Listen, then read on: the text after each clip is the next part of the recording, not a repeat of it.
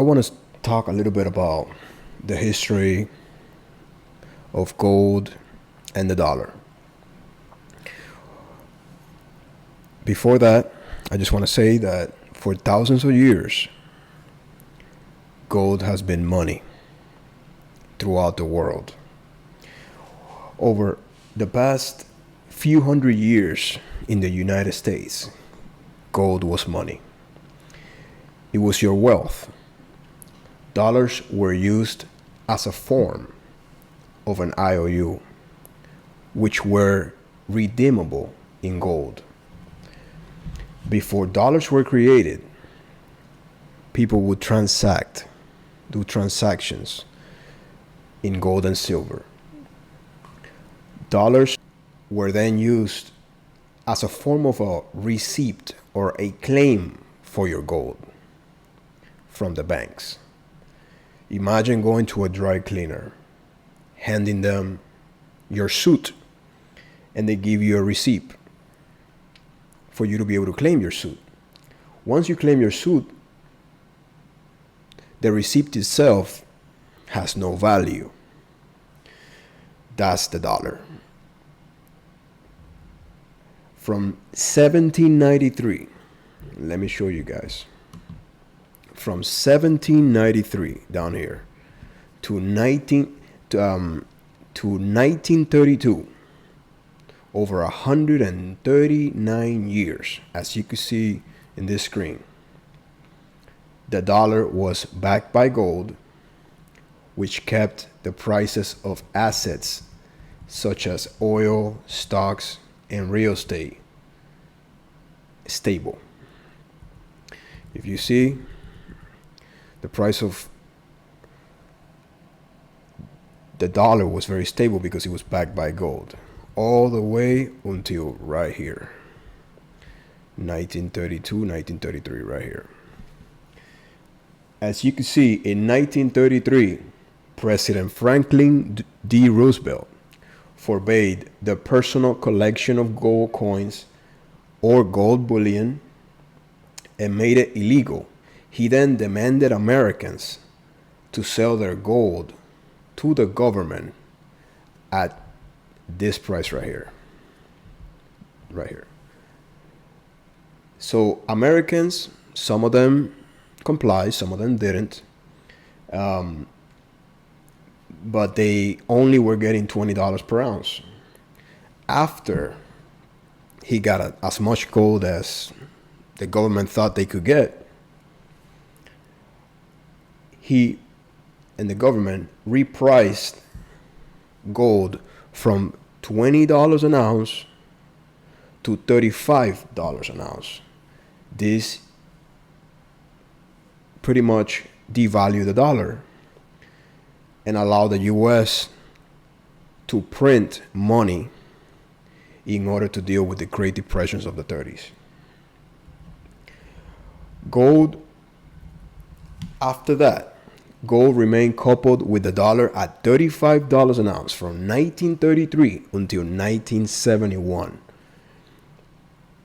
On this year, President Richard Nixon officially disconnected the dollar from gold.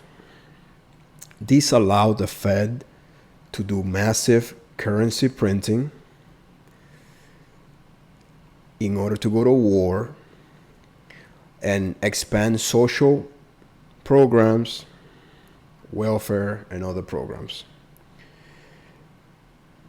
It, of course, led to high levels of inflation in the late 70s and a big loss of purchasing power and volatility in asset prices. If you see here, the price of gold over the last 100 years, from 1915 all the way to 1932, 33, it was $20 an ounce. Then it went up when they made gold illegal, and it was $35 an ounce from 1933, 34, all the way to 1971. Look at that, how stable the prices were back then. After that, after the dollar was disconnected from gold, you could see the high level of price instability. Of course, gold went up in value because gold protects from inflation. So as the dollar goes down in value and they keep printing more dollars, gold and other assets will go up. As you can see here, same thing with crude oil prices right here. Pretty much from 1948 all the way to 1971, it was pretty much stable at $2. Then it started spiking after they decoupled the dollar from gold. The prices were unstable, but again, for the most part, it has trended up. Oil, of course, is another asset. As you can see here, historical home prices. Look at this, from 1953 all the way until about 71 down here. It was pretty stable. And after that, it led, after the dollar was disconnected from gold, of course, they were able to print more dollars,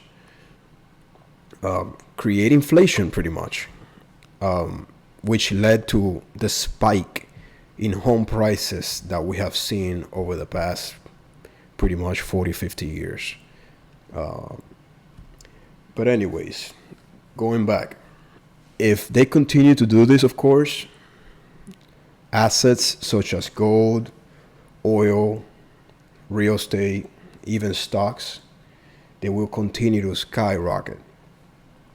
As you know, the Federal Reserve has been aggressively printing dollars to deal with recessions. In 2020, we are going through possibly the worst depression in our lives, in a lifetime. The Federal Reserve has already printed from March until August over $3 trillion. And this is just the beginning, in my opinion. This will, of course, lead to the total destruction of our savings, our dollars, whatever dollar you have in your savings account. Gold and silver, as well as real estate, stock market, it will help you protect your net worth from inflation. However, stocks and real estate are already on a bubble. As you can see, real estate right here, it's at an all-time high. All-time high. Gold and silver, however, are still very undervalued, in my opinion. This is not financial advice. Everything I say here is for information and entertainment purposes.